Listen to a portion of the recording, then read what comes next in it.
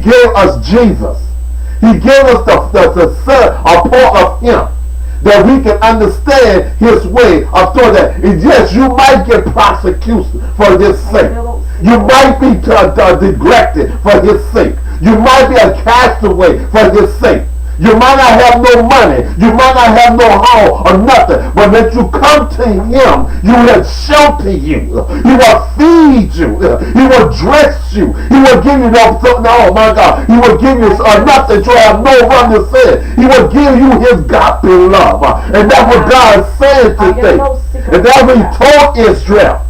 You will never have to buy nothing no more. Because if you serve the Lord and not matter, you serve the Lord, then materialistic thing, He will give you everything you ask of. He will give you the desire of your heart. But I want the desire. So I want the desire of the truth to serve God.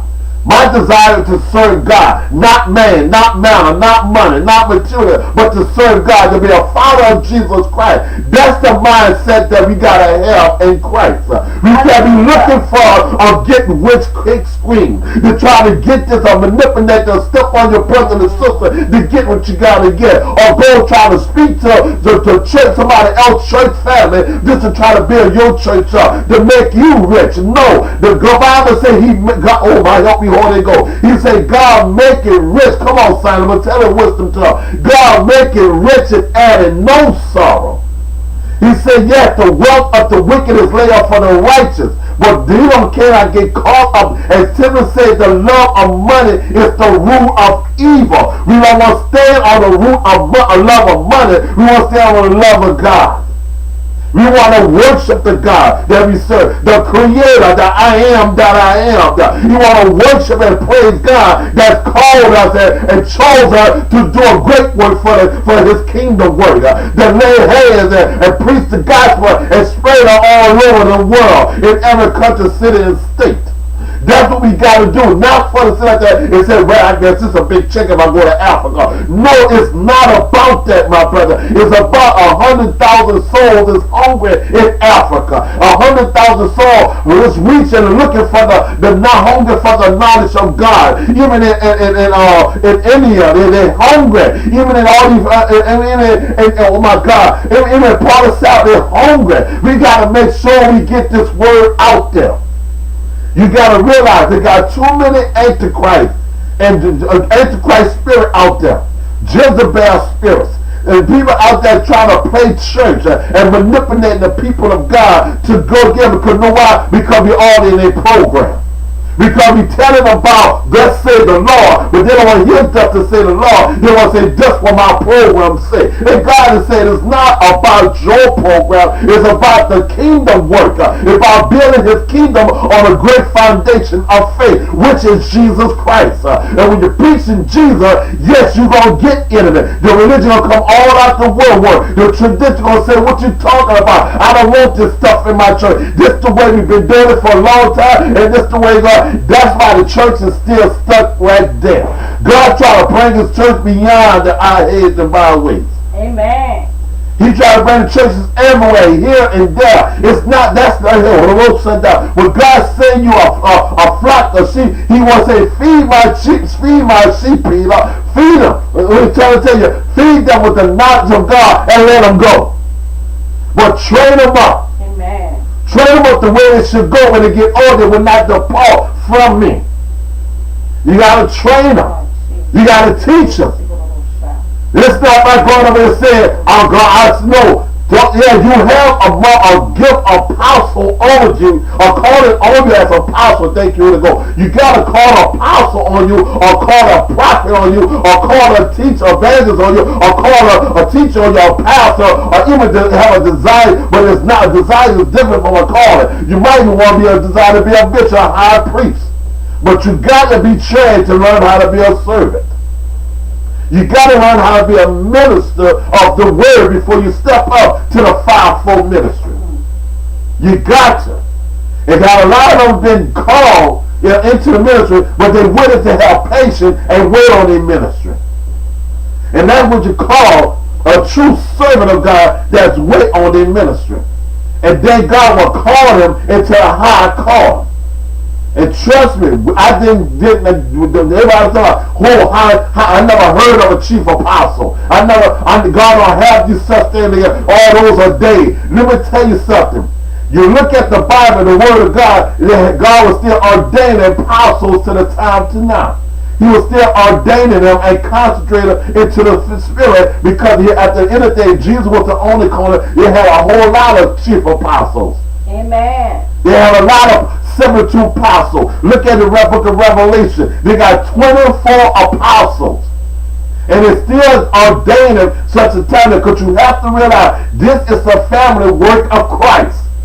The family got families of pastors and preachers and apostles in that, and the family from the generation been raised on the Bible as from time coming to the time right now. But we got to understand, my brother, there's a generation curse needs to be broken. They need to be broken. And I'm telling you, they're going to be doing this for a long time. You better ask Paul about the Pharisees and the Sadducees with their traditional religion ways. They've been storming Paul. Some of them came over, but they still have questionnaires. They still want to ask questions. But when God's speaking and saying, like you said, that we have to understand those that do it to the end will reap the reward. We got to do it to the end, a good fight of faith. We got to trust God. You know, because Israel was talking about right here, what Isaiah was talking about right here, he was telling the book of Israel that when God said they repented from God. They repented from God. They repented and asked God for forgiveness. They gave God a sincere heart, and God blessed them again and told them, like in verses 2, he said, wherefore do you spend money for that which is not brave, and your labor for that which is sanctified not? He said, hearken diligently unto me, and your ears ye that which is good, and let your soul delight itself in fatness. He said, let you enjoy this blessing. Let them enjoy and see your family be blessed. Let them see that your spiritual as well as your physical family be blessed. I was talking to a family of mine the other day, and I was talking about life. You know, and thanking God that how God changed me, and how God would. But we got, since we are God, we are accept Jesus Christ as our Lord and Savior. We need to pray for some of our family members that's not saved, that come to be saved.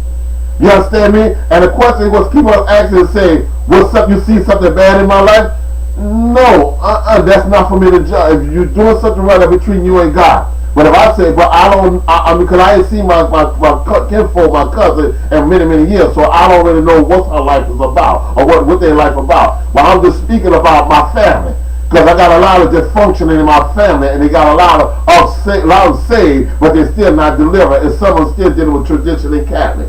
So a lot of still, but I told them we got to pray for them that can understand the life of a Christian, so they can learn how to live in God's way by faith. Knowing that how to live by faith and not going to live by, I see this and I know this, I see this, feel, touch, and smell, the physical body, you know what I'm saying? So I told them we got to pray for our family that they can be saved, but they can be saved but not delivered. But we got to pray, and that's what we got to start at, family. We got to start at home.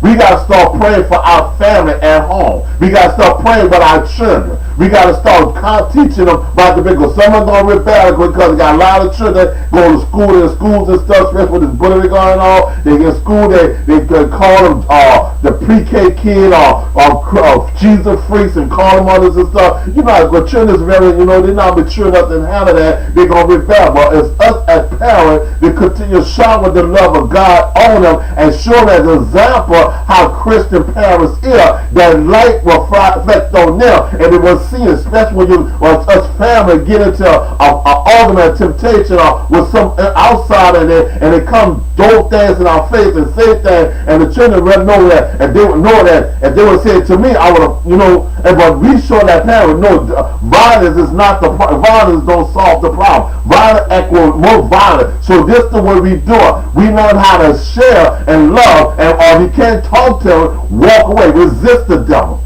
And let the devil stay right there. I'm not calling nobody the devil. Now that's fine. I'm paraphrasing right now. You just leave the spirit stay right there and let it expose itself.